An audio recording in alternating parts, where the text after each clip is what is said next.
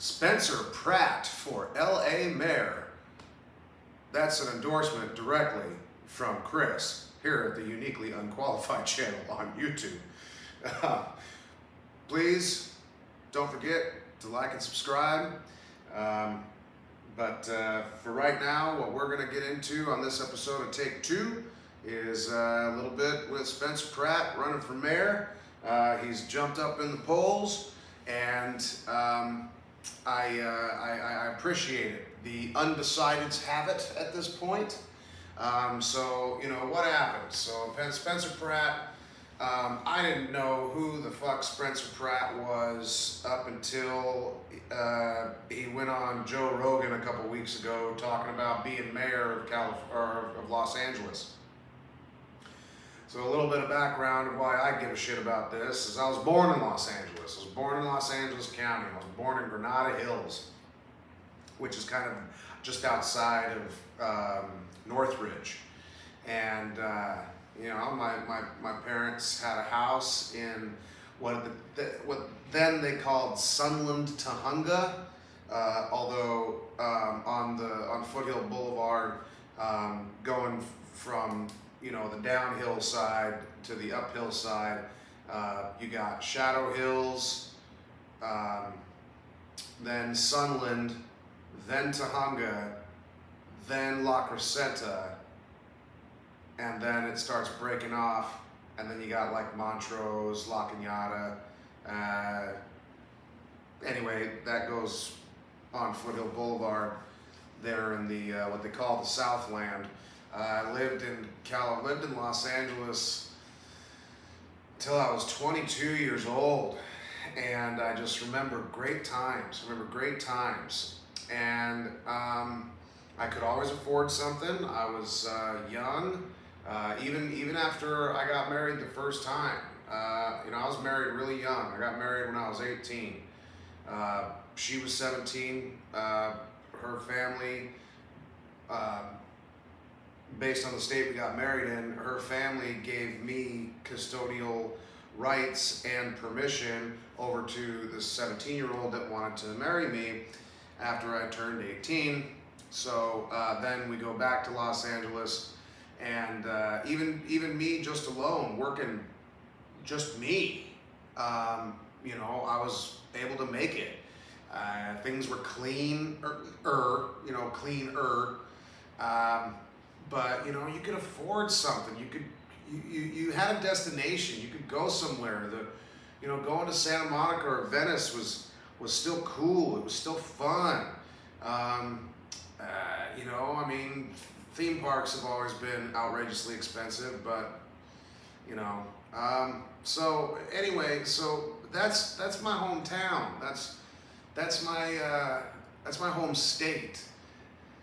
And very specifically over the last, you know, 10, maybe 15 years, anytime I've gone back to Los Angeles, I just notice the decline, the cost, how, you know, like, even before I left, you know, it used to be in the 90s, you'd go all over, you know, whatever, Sunset Boulevard, Beverly Hills, you know, the foothills, and the city had money to pay to like prune the palm trees.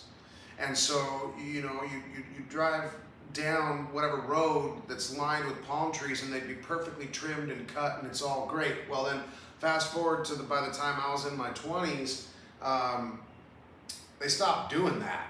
And so there was just a lot of like dead palm tree shit that nobody was pruning and making look really, really pretty anymore. And so that was like, I guess in my personal memory, I guess that's probably a decline in at least aesthetics that I remember seeing. And just from there, you know, fuck, look at what we got. So, you know, the last time I went back to LA was during COVID. I was scared because, you know, I was long since left California, and there was just like, it was crazy, man.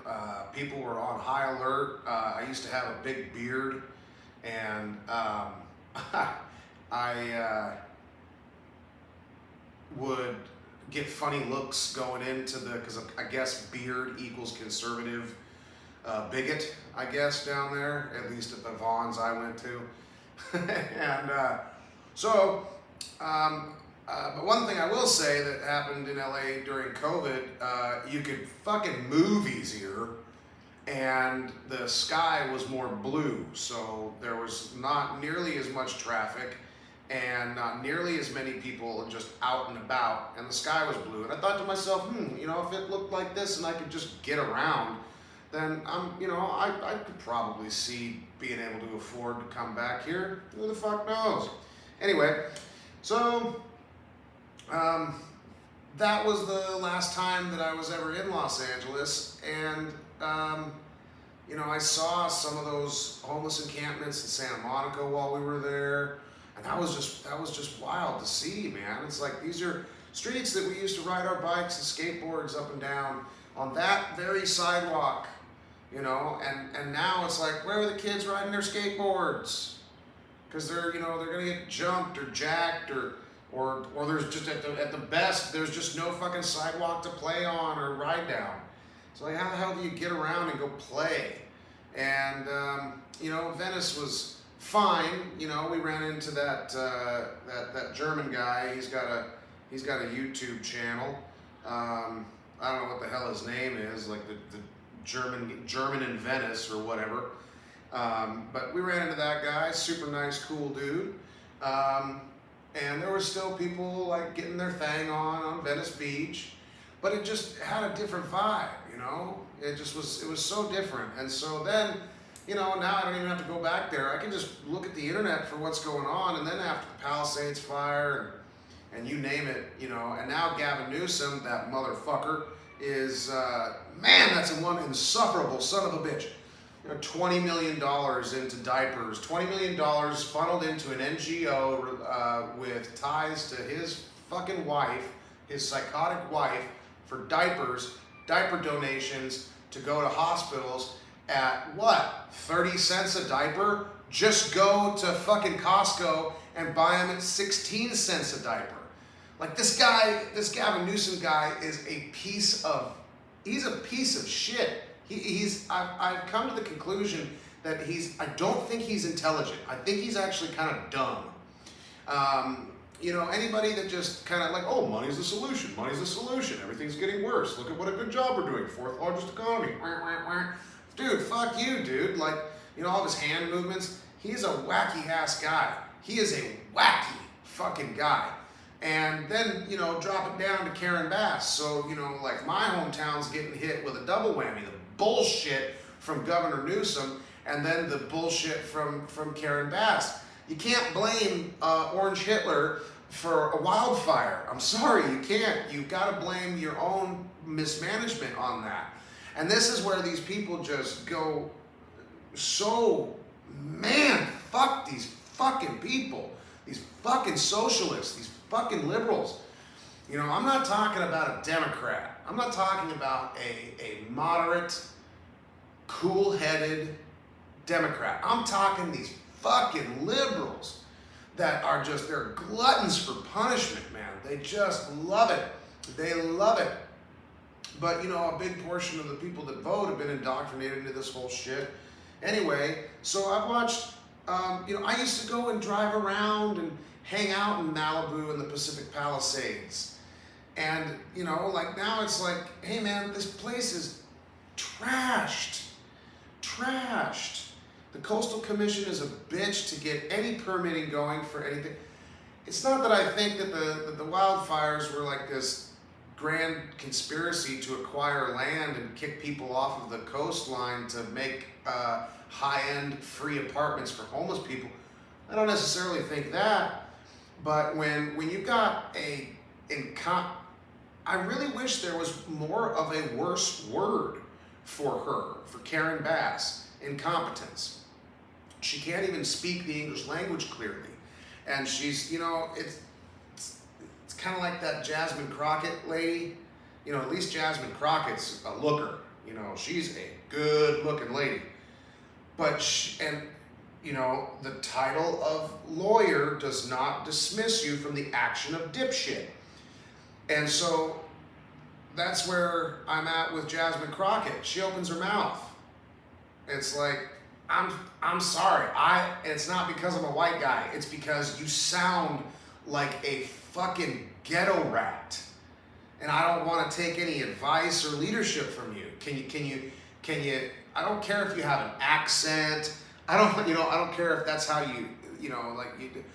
but don't throw that ghetto talk out there and then 5 minutes later go to your district in Texas and say that you're a gun-toting, freedom-loving Texan. Don't fucking do that. You're a creep. And when Karen Bass was in that debate with Spencer Pratt and what the hell is her name? Nithya Rahman. Karen Bass actually sat there and said, when these people immigrant,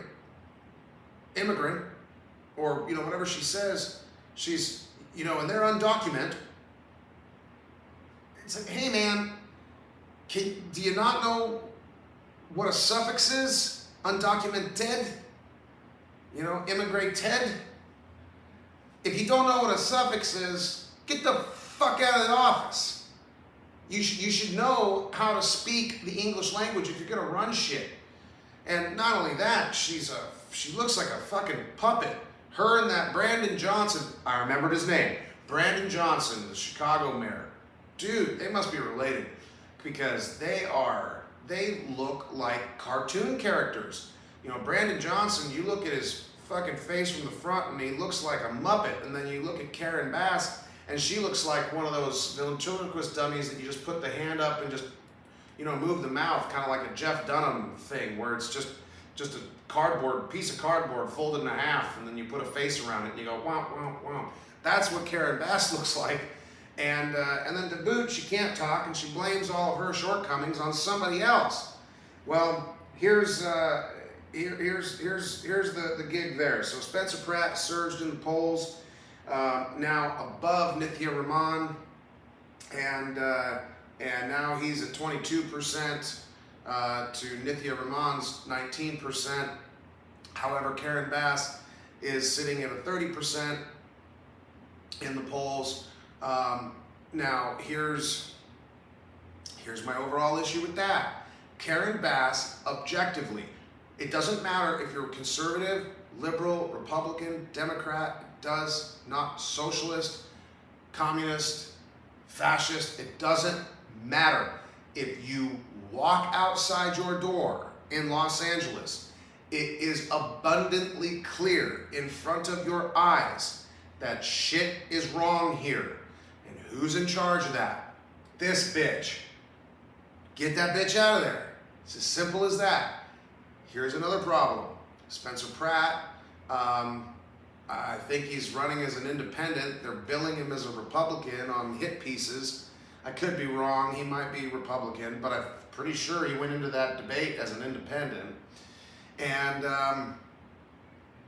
because people in because California's gone. California is never, I don't think, it can never be the place I once remember it being. I think there's a lot of people that would agree with me on that. There's so many people, conservatively minded, moderately minded, that left over the COVID ridiculousness that now the only people that are left there are these fucking leftists, fucking liberals that will literally make a bad decision at the polling station because there is an R or an I next to the person's name, regardless of what's coming out of their mouth. You'll get Karen Bass, and they literally put out that hit piece thing about Spencer Pratt, and it was a laughable, hilarious ad campaign inadvertently for Spencer Pratt. Spencer Pratt wants to add more police officers and not spend any money on social work. Well, yeah, you need more police officers. I think everybody, especially these polls, especially him jumping way up. You need more police officers. You know, whatever the hell else it said. It was a weak, really weak ad. But that's the other problem, man. Is like these liberals, these socialists, these Democrats are going and their campaign, you know, costs, you know, 5x what a Republican's campaign stuff costs. It all looks like shit. It all looks like shit. You know, like a Spencer Pratt campaign ad looks like a campaign ad. The Karen Bass shit looks like a PSA. You know, I mean, it's just awful. And then, you know, you keep somebody like Karen Bass, you know, Karen Bass in there, or Gavin Newsom in there, you know, or somebody like Kathy Hochul in New York. Kathy Hochul came out and just recently said something about she's preparing to keep New York safe from hantavirus. Like, you fucking cunt. And you damn well know that California, Newsom and Bass are going to follow suit. You know they are. You know it. Because they want this kind of shit so bad. Because it's just more of an excuse to tell you, we're going to keep you safe. Give us more of your liberty. We'll keep you safe. They never give it back. It's such an easy equation. Anyway, I don't want to get off track. These goddamn voters in Los Angeles, the only ones that are really left are the ones that are so ignorant and so dumb that they think like, okay, just tax me out of existence, and because you're a Democrat, and I always vote blue no matter who. You know, we got issues like that in some states and counties and cities around the country with the red till I'm dead folks. But not nearly to the problems that they have in these cities where they're full-on Democrat. So Spencer Pratt is polling much higher. I bet as more podcasts and more interviews and of the like come out, he's going to gain more popularity. I think the undecideds are the ones that will absolutely win this thing for him. There's a big piece of me that says that, yeah, I think he could win, but then there's that also equally sized piece of me that says, don't put that much faith in those idiots that live in Los Angeles. They're just going to ruin their city even more. There you go. Take two. Don't forget to like and subscribe to the Uniquely Unqualified channel on YouTube. Please jump over to X and give me a follow. I'm at Uniquely Unqualified on X, at 2Unqualified. That's at the number 2 Unqualified on X. And until then, we will see you guys next time.